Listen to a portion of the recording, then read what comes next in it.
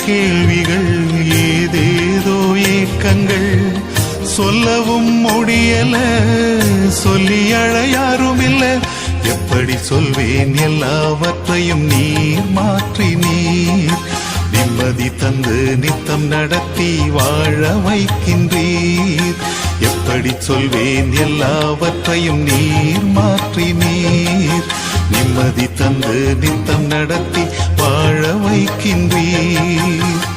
நீங்க மட்டும் இல்லேனா எங்கோ நான் சென்றிருப்பேன்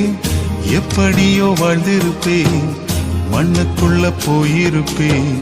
மறந்தும் போயிருப்பார் மறந்தே போயிருப்பார் நீங்க மட்டும் இல்லேனா